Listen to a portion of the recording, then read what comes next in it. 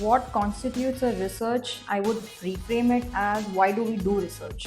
Why do we do research? Because we are trying to validate something before we try to invest our time, money, and resources. You know what? Businesses are tricky. They are so tricky that if you really want to build a successful business, you must not do what you are not supposed to do.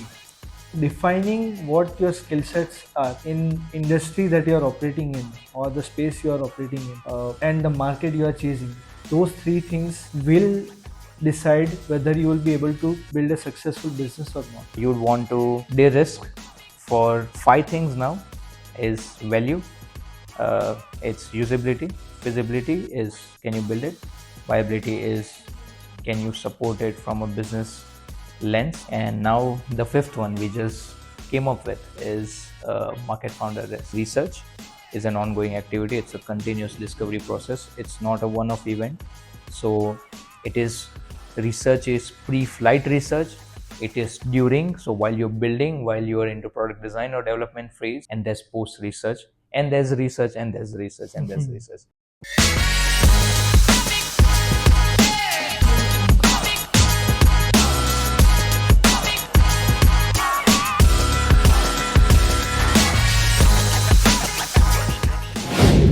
Hey guys, welcome back to the BNB podcast, the Branding and Building podcast. Finally, we have a name and I can speak it really well. Chances are I'll mess it up next time, but so far I think that it's very clear in our heads. So this is the fourth episode. It's been already a month we are doing this. We've come so far and so far to go.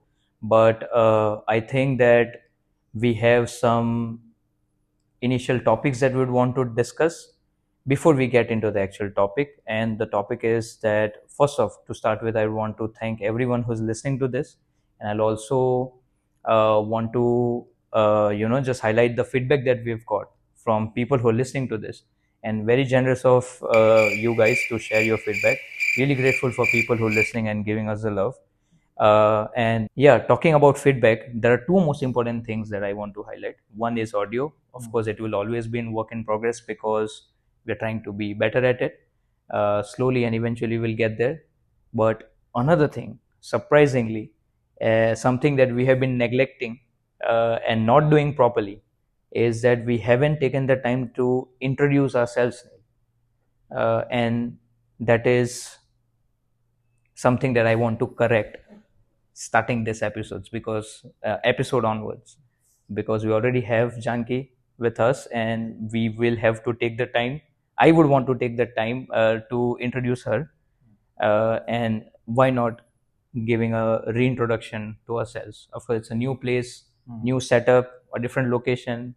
Let's just start afresh and start with our introduction before we get into the topic. Hi guys, I am Harshil and I am co-hosting the podcast with Neel. I am a design lead at LogicWin. I am a mechanical engineer by profession. Also worked as a manufacturing engineer for 1 year, and then it wasn't fucking beautiful, so I changed and moved into a more digital setup.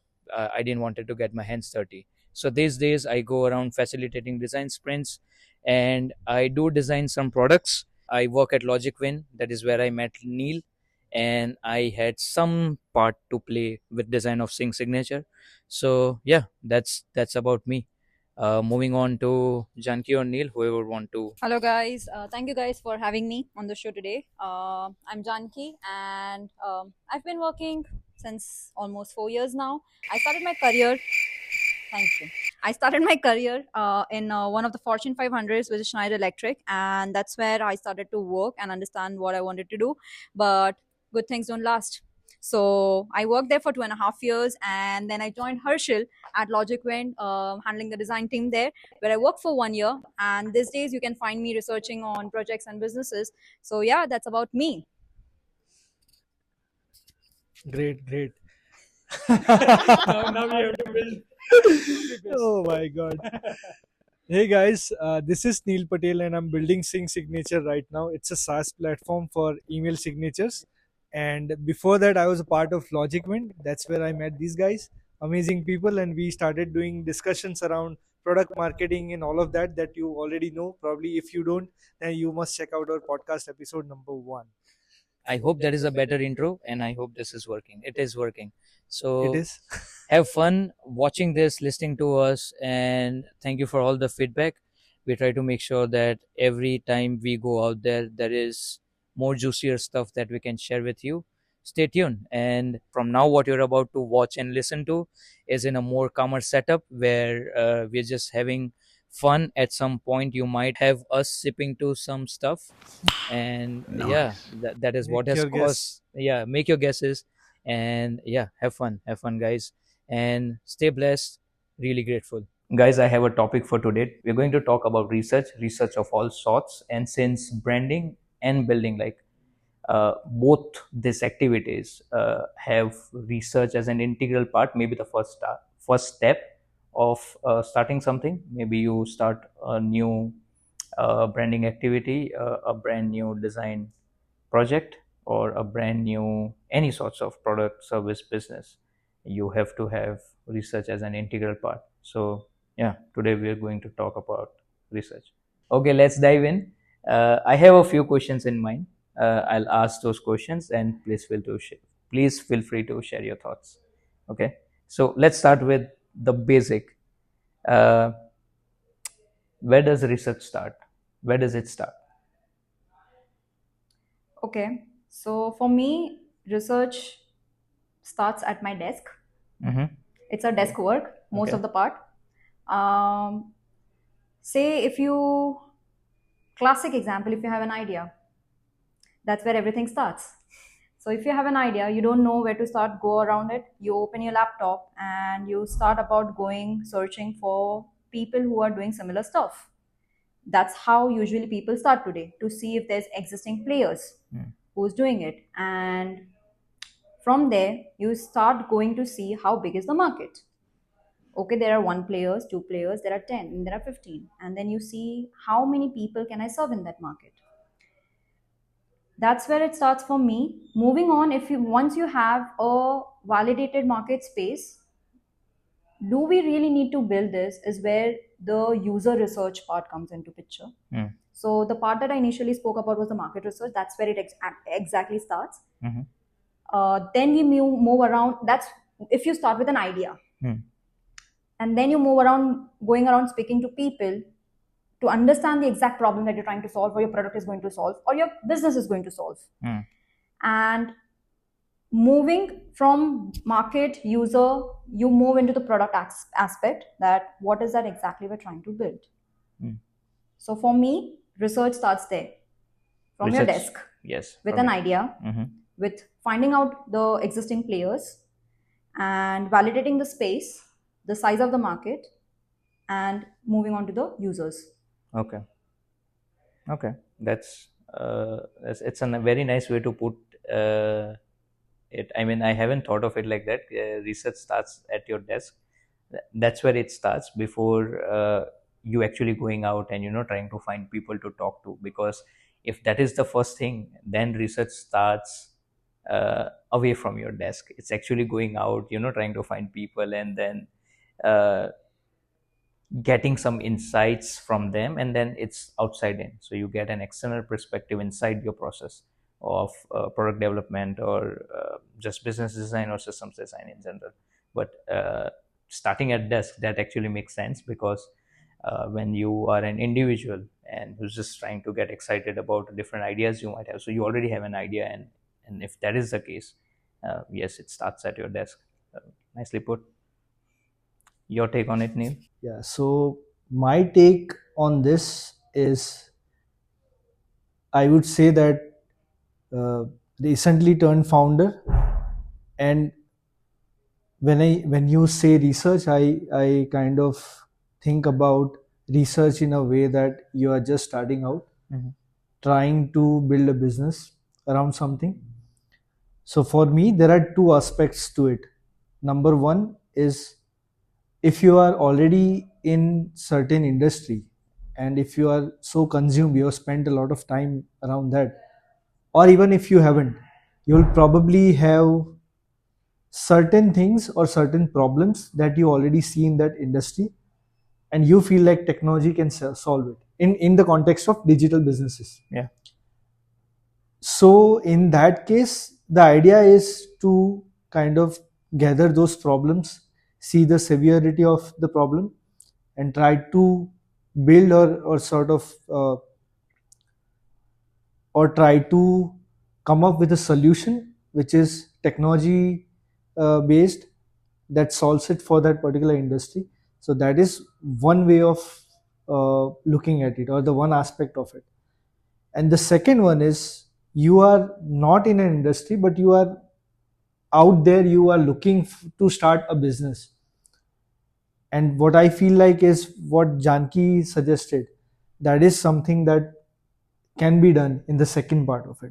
So the first part is when you are already in an industry, when you are already in an industry, and if you know certain pain points, you know that a lot of people are suffering for it and technology can solve it really well. You just go out, build for that particular problem, and then you already know the industry very well, so that uh, you can actually build a good product and successfully uh, build a business out of it, or at least try to be successful at it. uh, and of course, this brings me back to the days we were discussing rework, where it Yeah. says scratch your own itch. And that is the thing that I'm talking about right Yeah. now. Like, you have a problem yourself, it is the best to kind of build around that. The second part is starting a business. You're just starting to build, and at that stage you probably want to go through all of the work that is required, which is, as Janki mentioned, the market part, the product part. Of course, I come from a background where structured things were not working out really well. So I really, and I am not a type of a guy who would like to structure things. I sort of did my thing in unstructured way. And I believe that everything that we are trying to do is intertwined. So there is no one place to start and just go deep into that. I always like to go one by one. Like, if I go about market research, I do certain aspect of it, then I also look at the products, then I look at competitors. All of that are kind of happening in the same time, probably. So I don't really have a structure, and that's how I came up with that building sync signature. Yeah. But yeah, I mean, that's my take. Like, that is how I would probably start. Yeah. Okay. I like the unstructured way of looking at things. I am fascinated by it because I have problems with structure that I historically knew of. Now I am more structured, especially in the research bit, where I'll talk in greater details just in Right. some time. But yeah, I've heard this somewhere, or maybe I know visual where it says that building is messy and it's just mostly a thread. It kind of goes in a line and then it's just it's a sketch of a bloody mess, and then you come out and it's linear.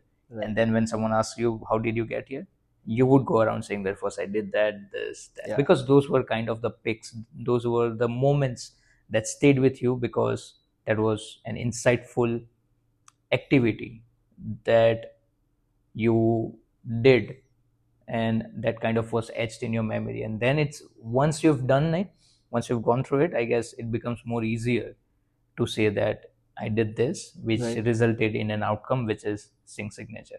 But while you're doing it, of course it's messy, and that works for a lot of people. And sometimes that uh, the idea of certainty works really well. One of the reasons that you always would see when you're waiting for a bus, and there's this display board which says that bus number 452 would arrive in 7 minutes. That is kind of the certainty people say that okay, I can wait for 7 minutes, the bus will come, my ride is about to come. It's more like that with structure. So yeah, both ways work, but I like how you describe the messiness of things, that you don't like it in a, you haven't preferred structure so far in terms of research. And when I say unstructured, it comes with the fact that I've been in the industry for a good amount of time, so that I know certain things in certain way, and probably that is the structure for me. So it's there's still a structure. Yeah. It's not like unstructured. Like, you cannot just graduate fresh out of the college and start building in a way that I have built my company, or certain things like that.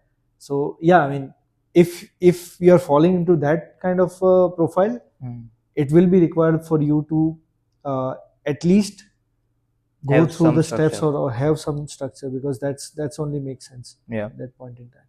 completely. What do you think, Harshil? So where does it start for me? Yeah. I mean, the responses that you guys have given, it kind of encompasses what I would want to speak as well. That where it starts for me. Again, there are two ways of looking at it, and I'm just taking your best parts and I'm trying to summarize it. So you have an idea, and mostly, let's think of it. You have an idea, and you already know the space. You operate in the same space, and you have an idea because you've already seen problems yourself. You encounter most of those problems firsthand, Right. and that's why you just can simply go around building it with a gut, because it's now gut driven. You know that problem is there. It means that there are at least 100,000 people who are operating in the same space with a similar problem, and you just have to go after a chunk of it. And if that is the case, I guess you can build first, and your research actually starts after launch. So for me, that is where it could start, especially when the idea is known, the market space is known, and if it is your own age. The second scenario is that you're not from the discipline, or you're from the discipline but you're not sure about the problems, because it is something that you're really picky about and you don't have that validation whether this is something worth building or not, or worth pursuing. That's when the market research, the user research, and just talking to experts kind of comes in. That kind of a research is more structured. uh, if you look at part one, like option one, where you have an idea, you don't have to have a structure, because you already are part of it and you kind of are following an unstructured format, but there's still structure to it. That it's messiness, but you've historically used so many things and you have found a structure by yourself. You cannot put it on a piece of paper, but you know there's structure. The way you're doing things, it's all gut driven. But then the other part, where we were talking, you have your user research coming in, going and talking to users, doing interviews with them, expert interviews, trying to get in subject matter experts, and then looking at the market space. How big is the market, as Janki was talking about. Like, what is the market's, what can I extract from the market, what is the data telling me. So yeah, there's more structure to that. The second format is more structure, and so depends on what kind of an individual you are. So to summarize where it starts, look at yourself. You have two pathways. It's more like a Fast and Furious, see you again kind of a visual in your mind. Put yourself in that box. You have two ways to go. Look at yourself. Where are you coming from? Are you from the discipline trying to solve a problem that is yours? You have one way, which is unstructured, which is something that you have learned by doing. And in that case, you don't have to necessarily rely on a very structured way of conducting research or even starting. Your research starts after you've learned something. And the second way, the second path you potentially have is that you're completely new to the space, or are in the space and you're trying to innovate, or trying to, what do you say, capture a subsequent market or an adjacent marketplace.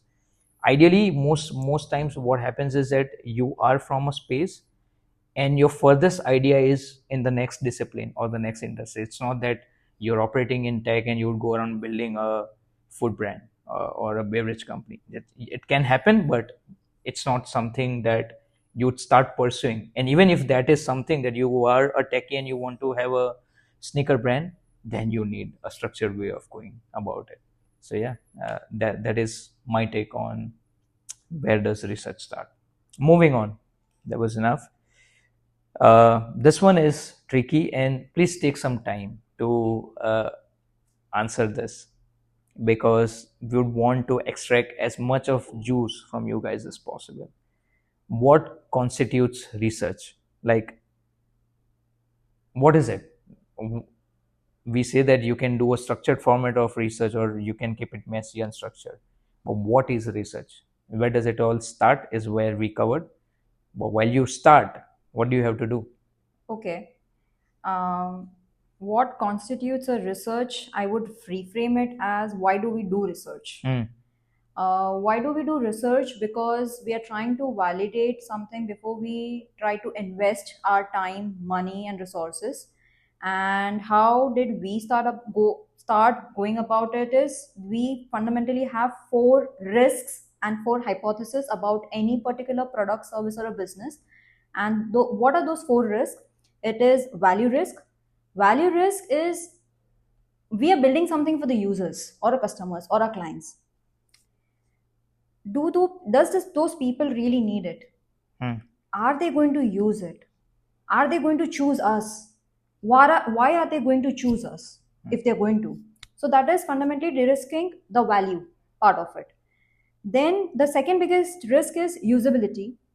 Are How are they able to figure out? How are they going to find us? If it's a digital product, can they find things easily in whatever platform they're using? That's a usability risk. The third and the fourth risk comes bit after, when you have a value that you're delivering, your business is delivering to the user or your customer. Your user is being able to use that value properly, figure out by themselves. And third is feasibility. Can we build it? Do we have the capabilities, skills, and the expertise to build it? Hmm. Or do we have to depend on someone else to bring that expertise to us? Hmm. That's a feasibility risk. And the last risk, when you have the three pieces clubbed in together, is viability risk. Can our stakeholders support it? Can we fund it? Do we have the right pricing model? Is the fourth risk. So, why do we conduct risk? Is de-risking our ideas or de-risking the space, starting from the value and the usability, which fundamentally comes together as desirability, what we call into the Venn diagram of what we often see. The second is feasibility, and the third is the viability part of it. What comes under research is most of the times what we call as methodologies, quantitative and qualitative, primary and secondary. Those are the methods of how do we go about. But why do we do it? Is we want to fundamentally de-risk. Okay. As simple as that. I like it. I like the formulation of it. So I like the way you separated two things out. What I see is there's users and there's you. So the usability and the value risk are more external factors, like it's inside out again, as we talked about. These are things that you'll have to learn from your users. That you will they perceive this as the most valuable thing, and once they have perceived it as something they would want to use, are they able to use it in the right way as you had intended it for to be working or designed? And then there are internal things, internal factors, internal risks that you would want to de-risk or validate or get answers for. Is feasibility. Okay, there are people who want it, there are people who see it as a valuable thing. Can we build it? Do we have the capabilities to kind of make this into a reality? And the final bit, of course, is the viability. Is that we have desirability locked in. We know that there's value that customers see or users see in this, and then there's feasibility. We can build it as well. But do we have a good business model around it? Can our stakeholders be aligned and move on in a direction and try to put something out there which can help us make money in a more sustaining format? So yeah, that is what constitutes a research. So I like it. Four risks, most important questions that you would want to get answers for. uh, Everything you do to get answers for these four questions is what constitutes research. I'm assuming. Okay, that was well put. So, Neil, according to you, what constitutes research? Like, how would you uh, describe it? The way Janki mentioned, and of course you summarized, I feel like that is absolutely what you call research. And since I did not have a structure, I did not know the language of it, but now I can see, like, how things can be put in what sort of buckets. Hmm. So yeah, interesting way. You know what, businesses are tricky. They are so tricky that if you really want to build a successful business, you must not do what you are not supposed to do. That's a really good one. And I feel like there are a lot of things that you can say no to, which Hmm. can actually get you closer to success. Of course, it is not, there's no recipe for it, Yeah. but of course, there are certain things that you can say no to, which will lead you to. Yeah, so being in the industry and experimenting with a lot of products in the past, I came to realize that there were certain things that were working and there were certain things that were not working, or that were not in our sort of skill set. So defining what your skill sets are in industry that you are operating in, or the space you are operating in, uh, and the market you are chasing, those three things will decide whether you will be able to build a successful business or not. Hmm. And anything that you do around that would be a research. Yeah. That's how I like to put it. Yeah, that's Like, deep. I like it.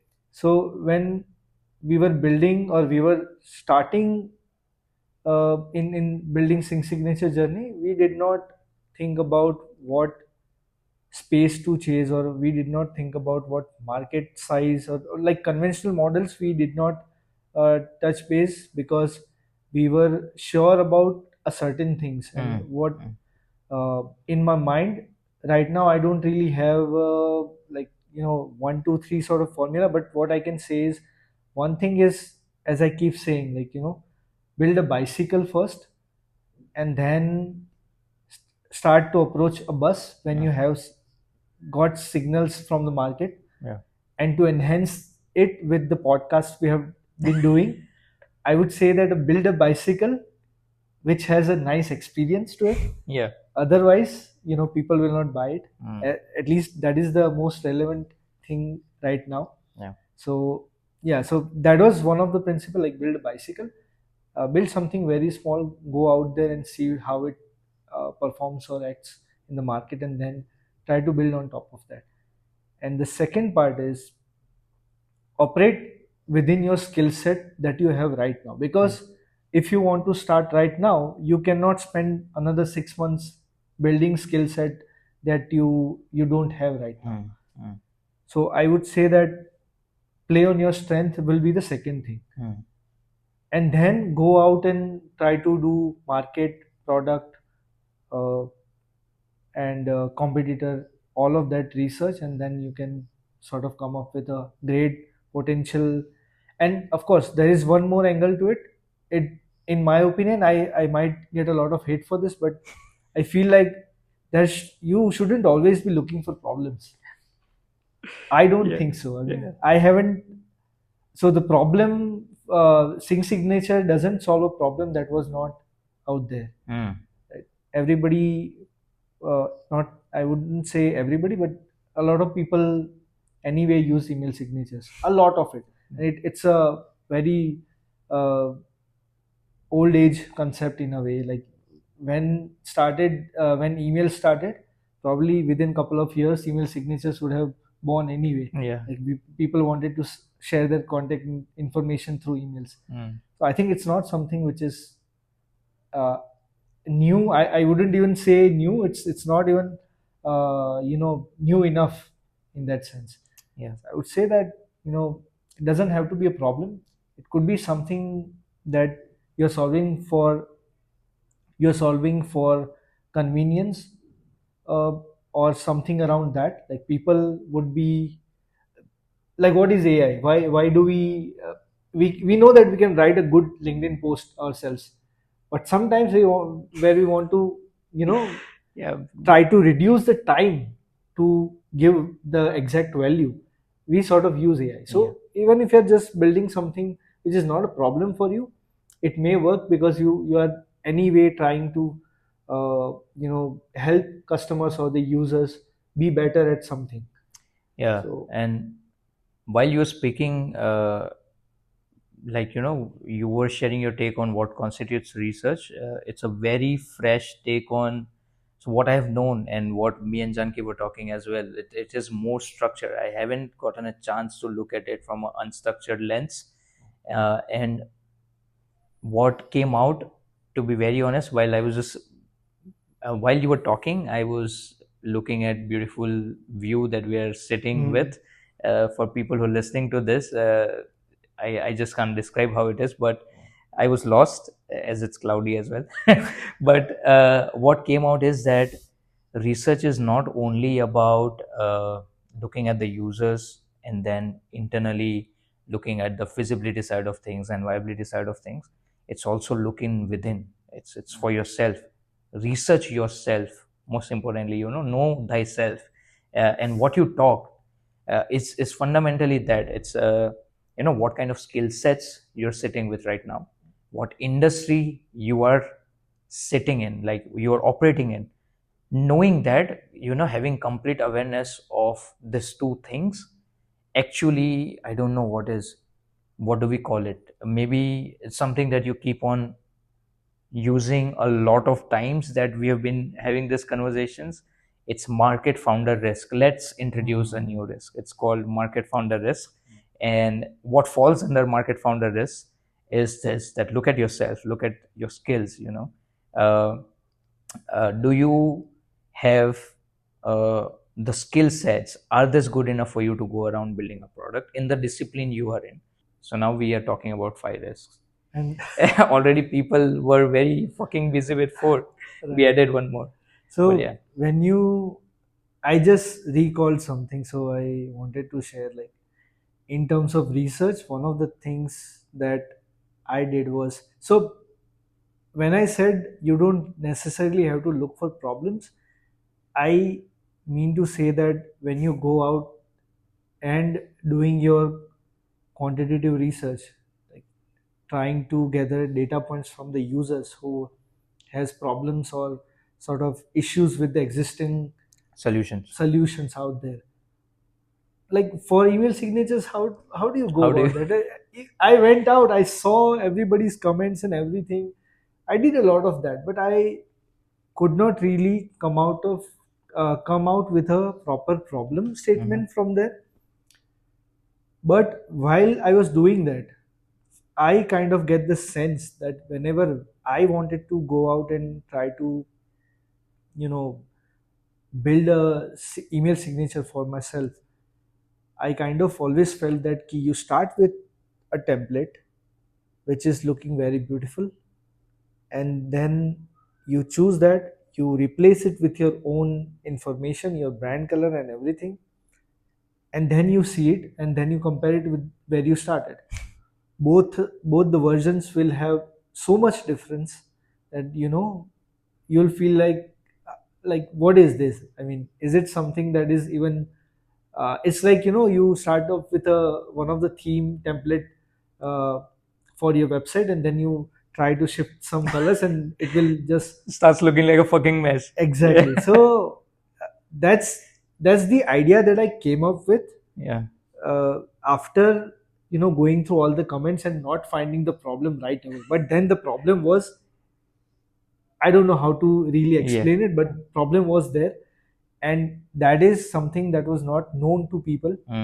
But a solution like sync signature came up with putting two things together, like you have to have your profile picture and your email signature and your brand color added to that, and matching it to make your email signature from your brand color is something that people were not having at that point in time. So Yeah. that's where it clicked, and that's where I feel like the sort of user base that we have in such a small time, without even real marketing in that sense.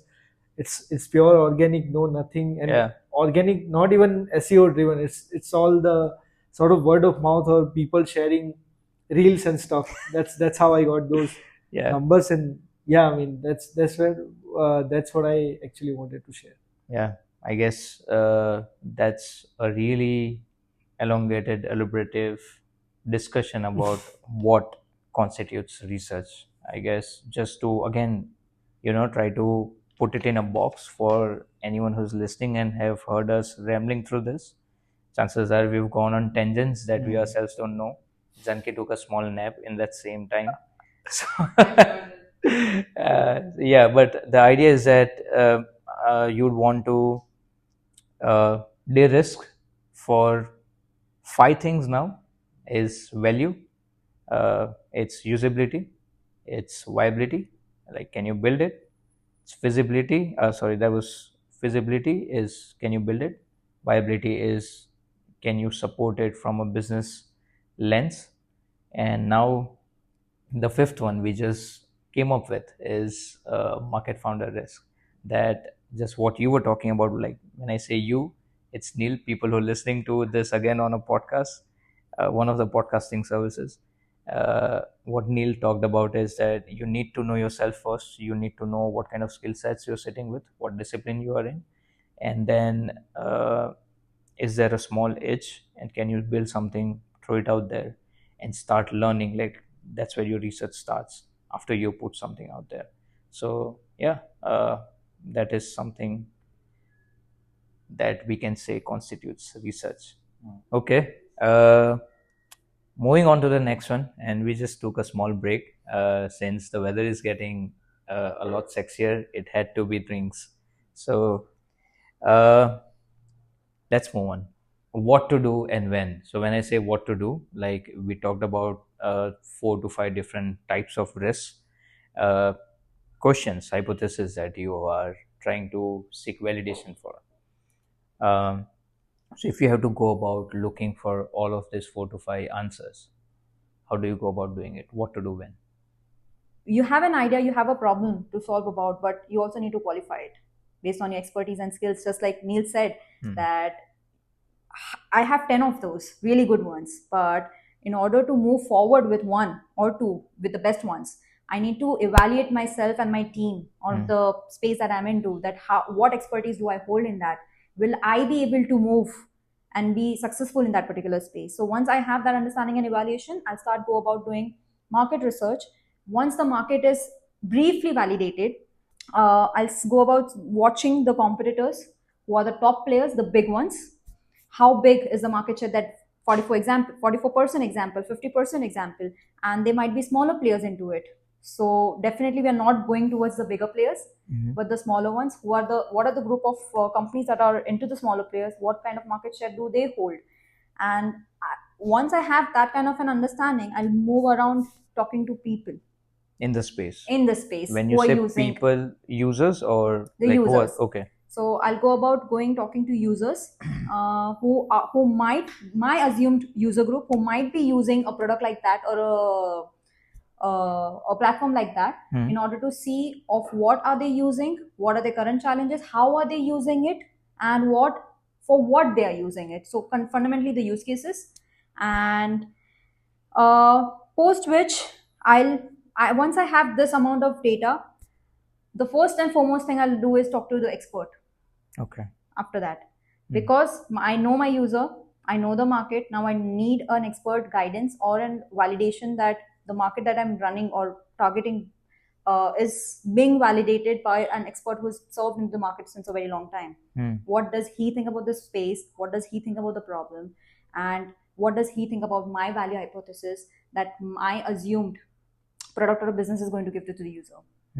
So that's how about, this is how I would start Okay. going about. And why talking to an expert? Like, because, so assuming that you're from the space, like the industry that you belong to, you know that it's sexy enough for you to chase it. You have looked at the market, you have looked at the technology space, and how it is going to, move and evolve.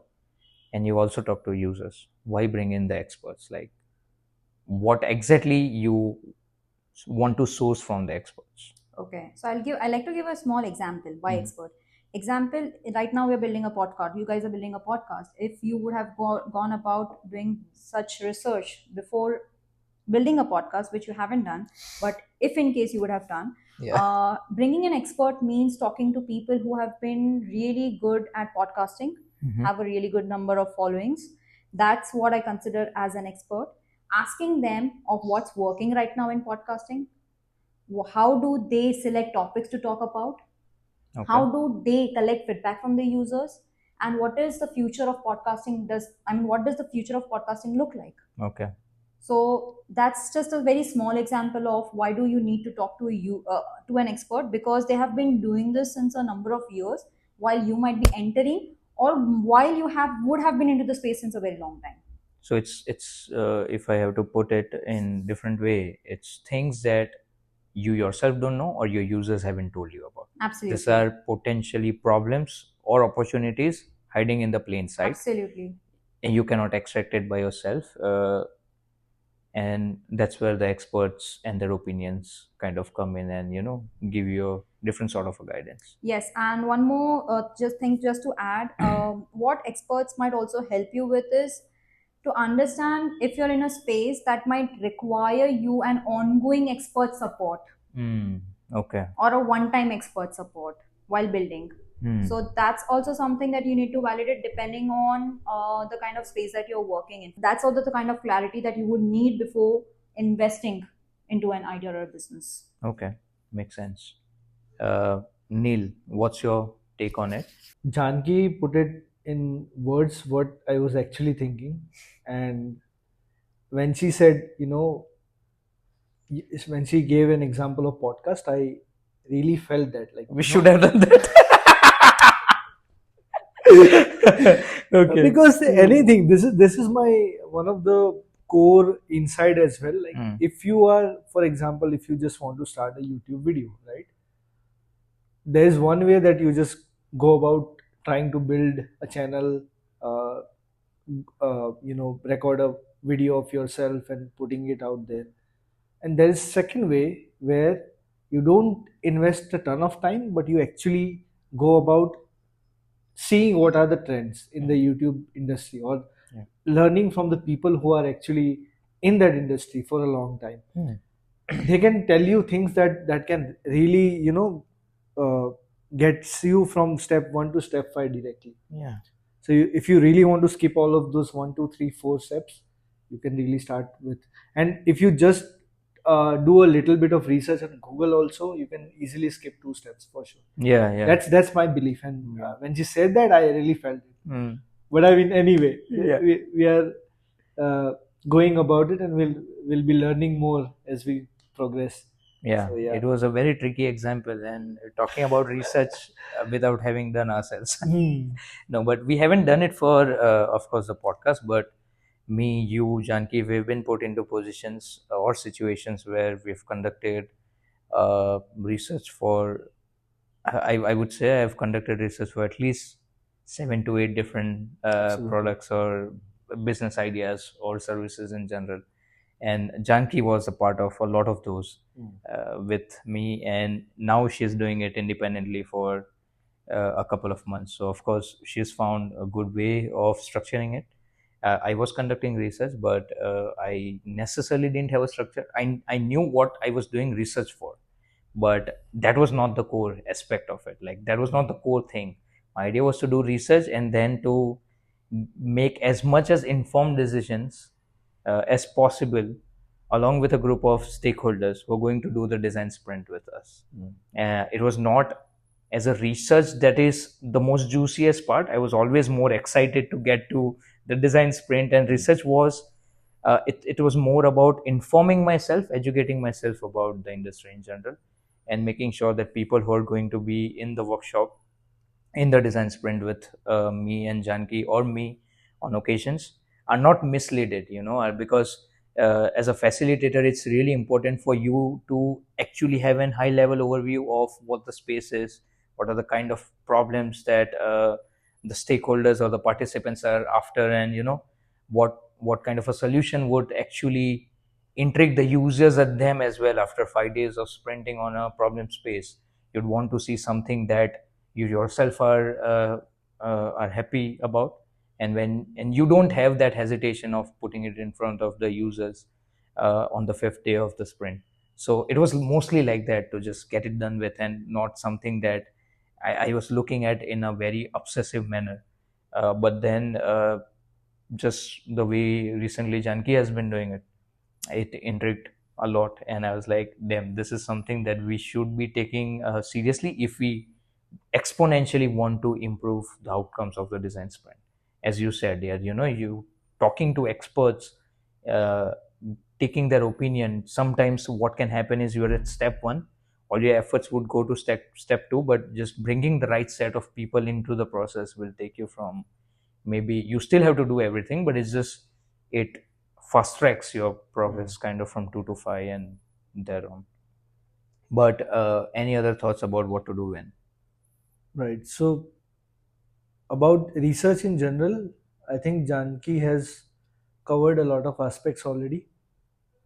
I have a good What? questions. Not questions. I have a good question to ask you. Oh yeah.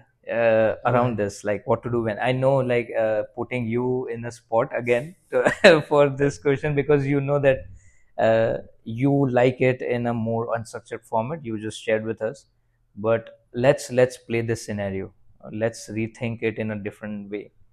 If you were about to build sync signature again, starting grounds up, and now talking about research, everything that we have talked so far, how would you go about doing research for sync signature? First of all, I wouldn't do it. I'm just kidding. Yeah, of course. I mean, there are aspects to it, and Yeah. I think the way I was doing was not that, not too off of what it should be done. Mhm. Even though I sort of followed my gut in that sense, but it was more in a way that there was no structure to it. But anyway, I mean, looking back at it, everything was done in a way that it should be. Like, we covered a market part of it, and I think eventually everything for me comes down to one thing and one thing, that the more you know about yourself and more clarity you have for yourself, and the kind of things you want to do in your life, it helps a lot. Hmm.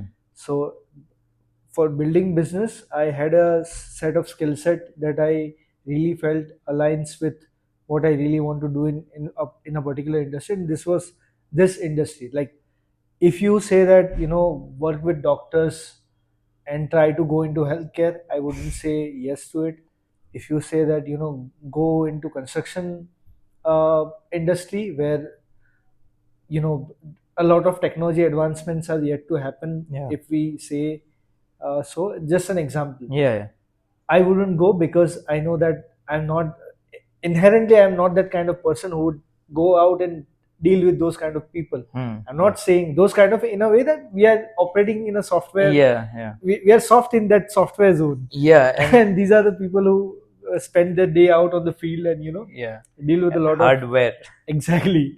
So that way it wouldn't connect. So I feel like knowing yourself is the key to sort of go about building any sort of business. So Hmm. I would build Sync Signature the same way, and I would just be aware of the time that we took for execution to be a little shortened, because Okay. that's where I felt like we kind of, but it doesn't fall into research part of Hmm. it. So yeah, I mean, that's what I think. Yeah. Okay. Also, one more thing I'd like to add is, research is not something which is a one-time process. Hmm. And why I say so, because I just recalled one of the incidents, Okay. and it was actually a research in disguise for us. Very interesting story. So basically, we started building Sync Signature with version 1 came out. We got a lot of users feedback, and we wanted to do a lifetime deal with the product. Yeah. When we were doing lifetime deal products are usually those products which has at least a couple of plans in the product itself. But the target audience who buys lifetime deals are those people who can actually wait till, if some of the features that you're planning is still in the planning phase, or you haven't started on that, still they would probably invest early because they'll get the excess lifetime. So so we were preparing for lifetime deal for Sync Signature, and one of the thing that my consultant said to me, like, you don't have just two plans, because a lot of products have multiple plans when they launch lifetime deal. So just to sort of uh, get a validation from the market, like how or what people think about it, we just added two more plans to it, and we went in the market, and we launched our GTM.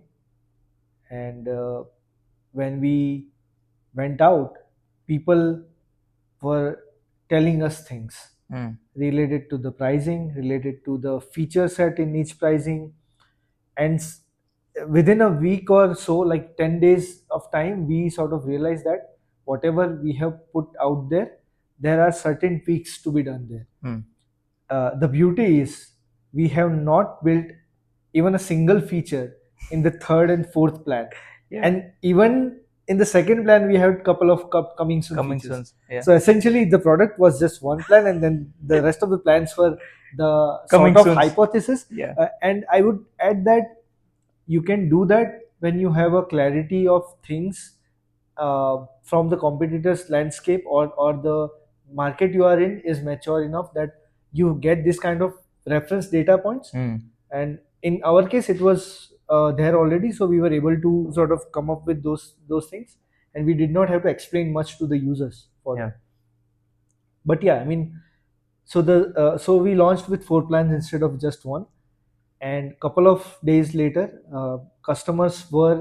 we were surprised that there were so many inputs, insights from the customers about the plans, about the features.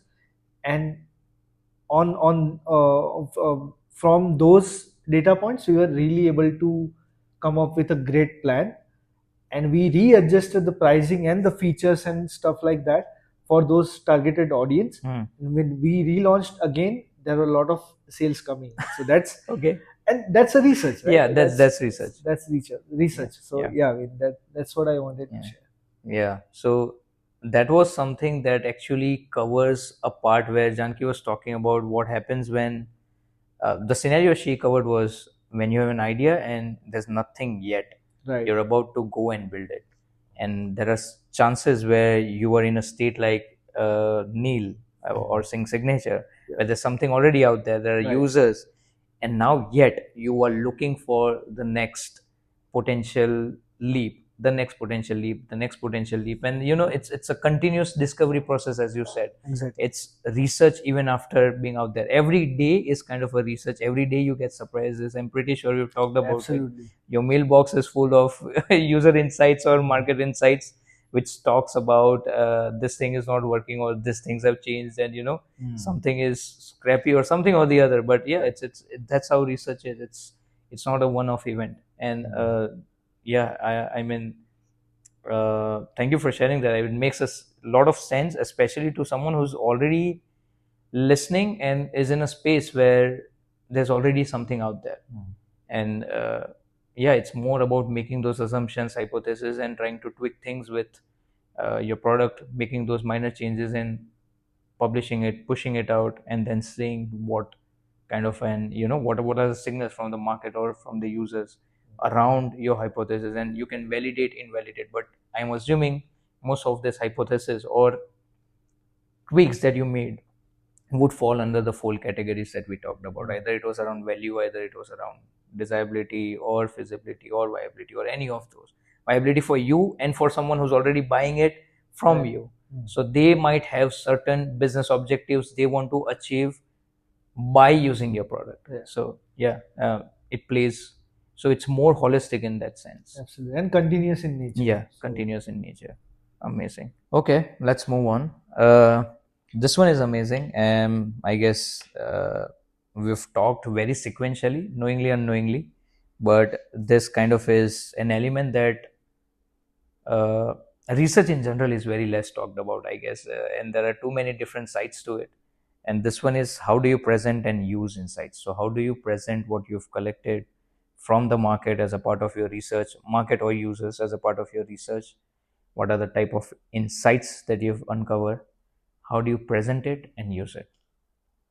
Very recently, what I've done is I've used a model to visualize the research that I've conducted, which came at a very later stage. But somehow, when it was done, the whole research was formulated in a very beautiful manner, which was the entire research was encapsulated in a form of a lean canvas where you understand your customer segments, your hypothetical customer segments, where you understand and put down your problem that you're trying to solve, even if it's not a problem, but the exact thing that you're trying to solve. For example, if we take Neil's example, you're particularly giving a branded email signatures for his users, whatever segments he's been targeting.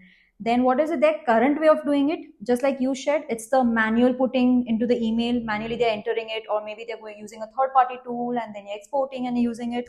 And then you understand, as compared to the existing way of doing it, how uniquely are you providing your value to them? What are you uniquely doing? Yeah. And Once you start, go on, sorry. once you do this aspect, you come to a high level of solution part, that what is exactly that your product or your platform or your business is going to solve, the solution bit. And then you go into the aspects of your pricing structure, looking at your competitors. You have a very high level understanding in the beginning, once you have conducted your research, that okay, this is how they have done their packaging, this is how they're pricing their tiers, their pricing models are like this, and you just, that gives you that okay, this is how we can go. Yeah. It kind of creates a first hypothetical visualized model for you yourself to encapsulate your entire research into one single paper. Amazing. And then you can conduct your entire research and put in your data, or you can fill in your data and then start your research. Yeah. Either way, it works really well. If you start directly putting your data, your hypothesis into it, and then you start validating it, so it keeps in constantly updating. Yeah. And as Neel, even earlier, he just mentioned that research is an ongoing process. Research is not just one time activity that once you have done it, it's done. You always have to keep doing your research. So as and when you keep doing your research, your outputs, your insights are going to keep changing, and it's going to keep updating. So it becomes very easy for you that once you have a piece of paper, you keep updating that. So that's how you present it. How do you use it? So for me, usually it's the product owner and the product designer who will use it to decide what direction do you want to go, what should be your V1 or your MVP, and which customer segment do you really want to target. Makes sense. Yeah. That's really well composed. I mean, looking at it from a lens of, you talked about two ways of going about it. So you first fill in the lean canvas and then go and research, or you research and you start filling the lean canvas, or the third way, where we also talked about what to do and when, and there were two questions that we talked about: what constitutes research and what to do and when. If you don't do anything, the third way of doing it is just take a template like lean canvas and use it as your structured way of conducting research. Just go about finding answers for only those things that are in the canvas that you pick. So either it's a business model canvas or it's a lean canvas, and it can run in parallel. So you picked up a canvas, that's your only structure. The first thing that you want to fill in, go and find that particular thing, rather than going and looking at all the, if you're new, and if you're new to the space, you don't know much about research, and you're too confused about what methodologies to use. I guess using something like a lean canvas gives you a structure that, okay, this is the only thing I have to feel, and this is the only type of answers I have to go and look for. I don't have to term it as qualitative research, quantitative research, user persona, all of that fucking bullshit that it's very complicated to people who are not from the space, to be very honest, or who are very new to research, who haven't conducted research. I guess that's a really good way of putting it.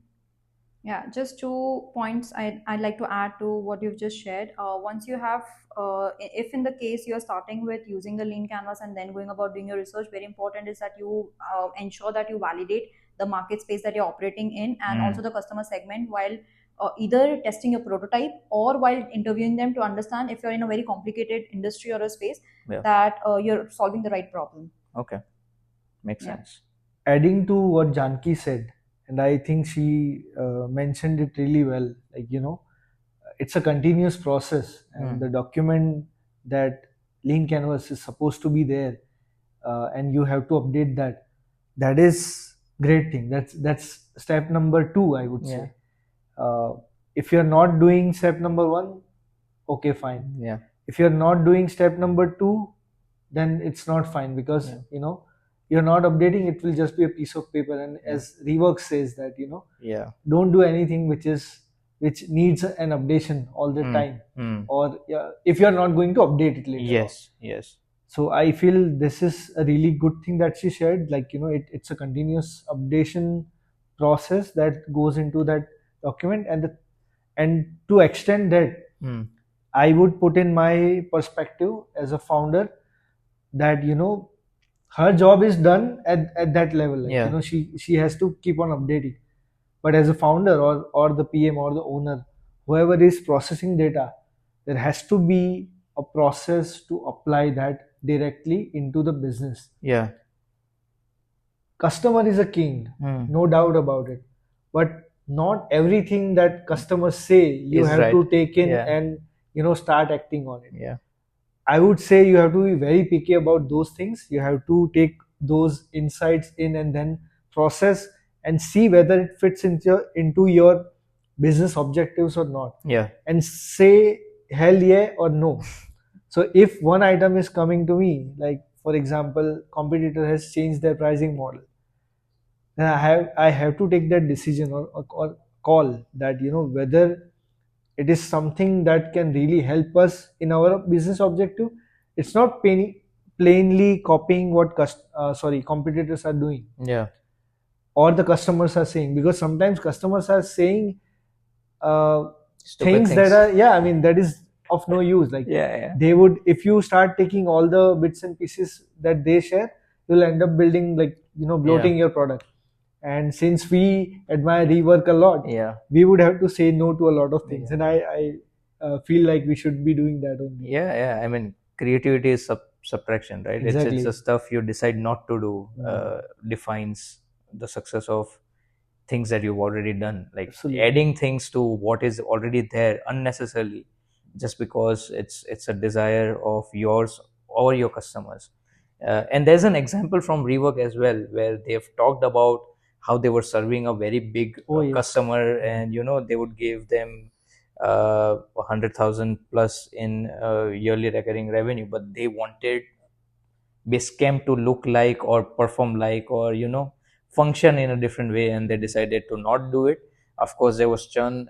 They left them, but then it's people who really want to use it for a certain thing in a certain way, and that has to stay. Right. Because eventually, then what you're doing is that there's a cost, right? Everything has a cost, as you said. You have to understand hell yeah or no, and you have to make sure that what's getting added is going to help the business, help the users, and help the product in general. Right. So yeah, that completely Has makes sense. to fit in the business objectives. Yes, it has to.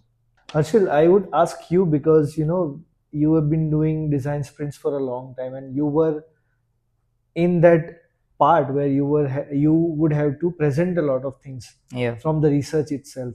So I'd be interested in knowing your side of the story, or anything, any insights from that Yeah. presentation part.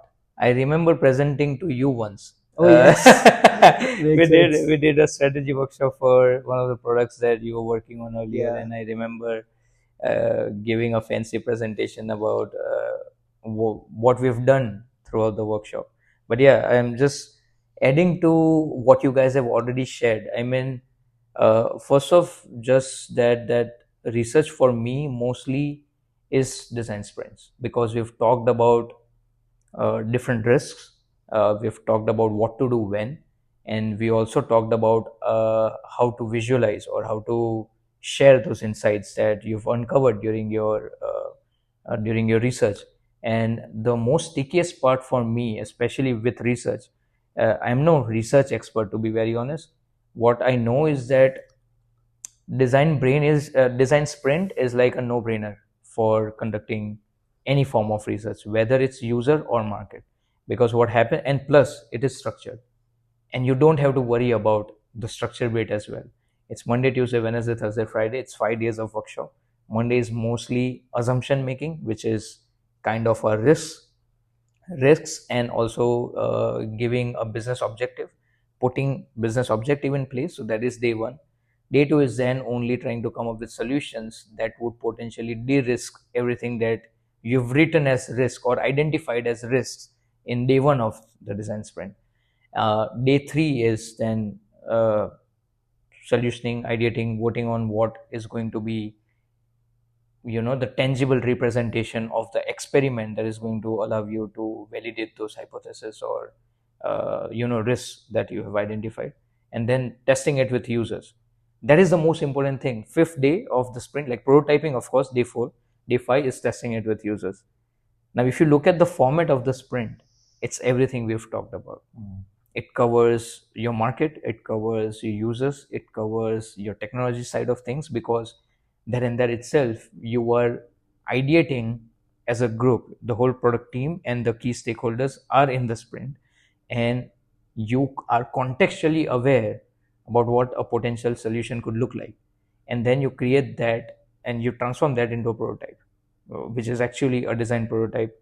That is a very, scrappy version of, uh, I would call it minimum viable experiment.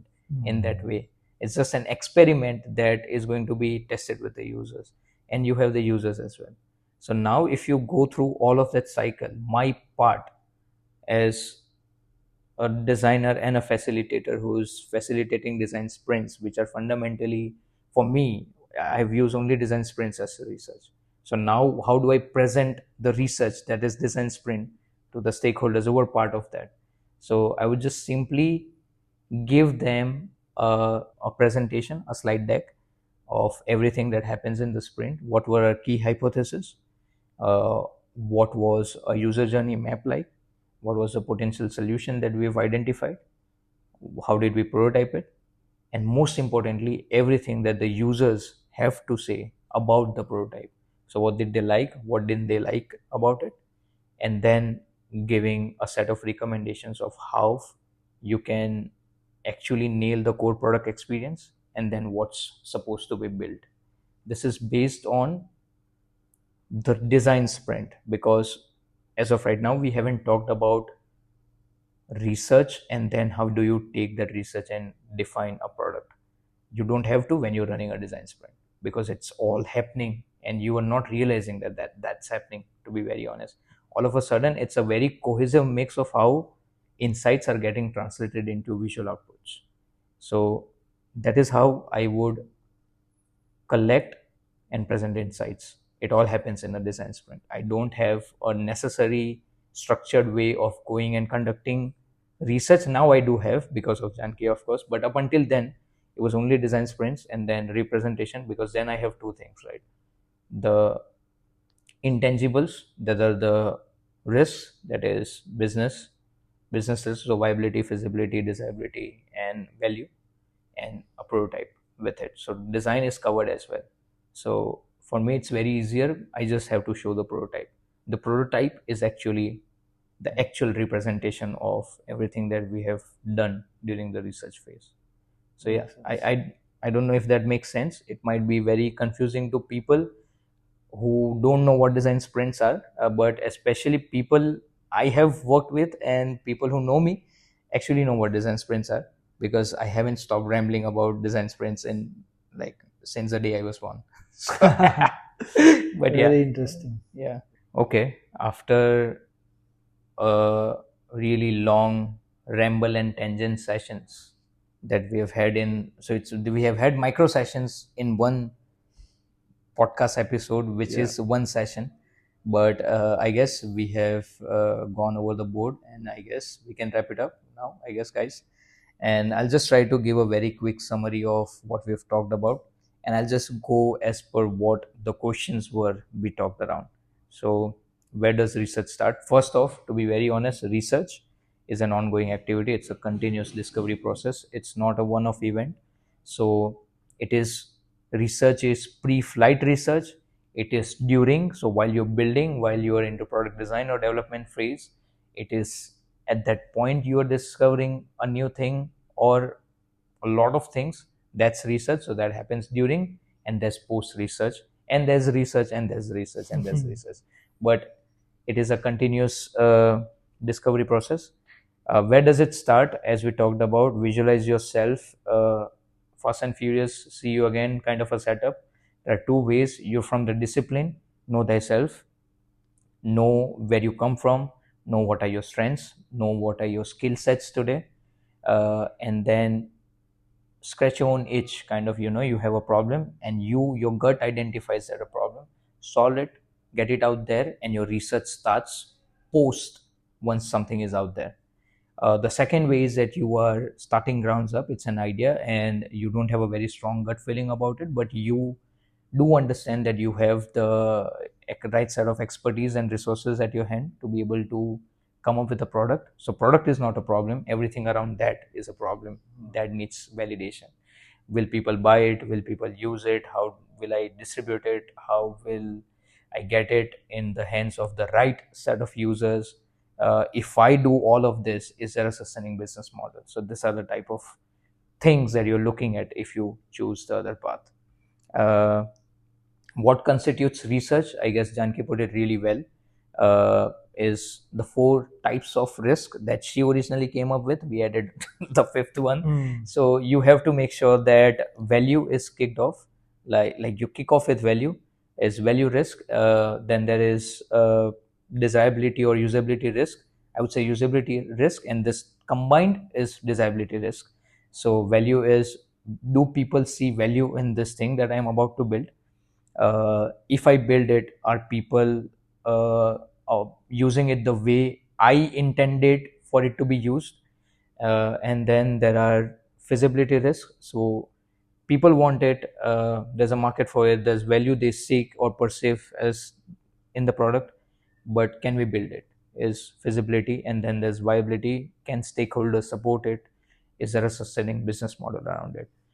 Your idea has to check off or de-risk each of this risks. That is your research. That is what constitutes research. That's everything you have to find. The fifth one we added is founder market risk. So as one of the examples Neel talked about is that Neel wouldn't want to enter the construction space because that's not something that he truly believes in, and he doesn't understand that space, and that space might not understand him. So there's a misfit there. There's a risk of him entering that space, and that's where you bring a subject matter expert, I guess. If not you, then along with someone who is from the space, that would actually make sense. And then the journey is kind of a bit certain. I wouldn't say completely certain, but yeah, there's of course ambiguity in anything you're trying to do, but that's how it will pan out. uh, what to do and when? I guess again, we talked about you starting grounds up. Janki told this, that you go about, she said this, that shared this that yeah, you try to validate all of this in a more structured way. And Neel's take on this is there's sometimes there's structure, there's sometimes no structure to things. And research is something that can be an surprising event as well. Every mail from customer support or your users is a form of research as well. And sometimes it's just something is out there, and sometimes you have to take those small decisions, assumptions about what is it that you want to get out in the next phase. And for that you carry micro experiments or experiments, and you get signals from the users, from the market, and then you incorporate.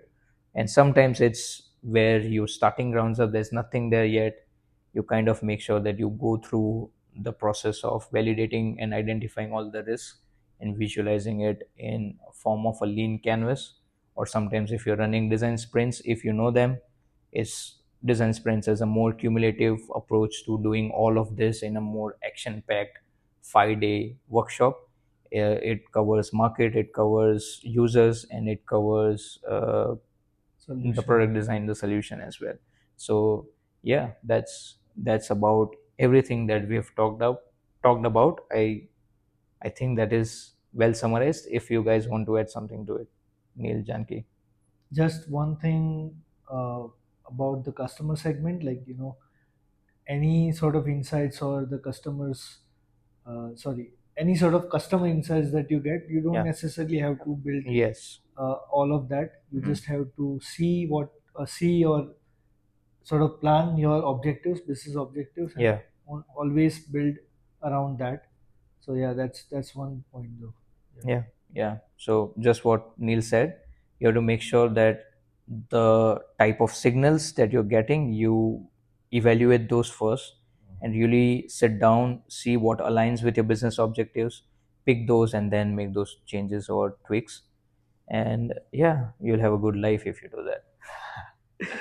Fuck, that was long. Anything and everything post now is relaxation, guys. Have a good one. Yeah. Cheers. Cheers. Thank you And for yeah, bearing with one us. thing we should share is Oh. where we are sitting right now and Oh. what's the vibe here. I am pretty sure that you can have assumptions, and do let us know in the comments what is it that we were actually drinking, and you will know that where are we sitting. It's a completely different vibe. We are sitting far away from where we live, all of us, and we are sitting in between of hills. It's a place actually called Mountain Shadows. Like, I mean, that's it. That's a Yeah. place called. So you can then visualize Google it what is. out, Yeah. whatever you understand. Yeah. It's good. It's nice. Rainy. It's all I see is people who are listening to this. You won't be able to, kind of see Visualize and- what I'm trying to describe. But behind Janki, I see waterfalls. That's it. That's all I can say. So that's the vibe. Waterfalls. Yeah. Okay. So where can people find you online, Janki? So you can find me on LinkedIn these days on both of your comments again. And yeah, that's it. Janki Patel is what we Yes, search for? Janki Patel. Yes. Okay. And of course, since Neil is now without mic and you've already identified how has that happened, but you can find me and Neil on LinkedIn as well. In Janki's comment section.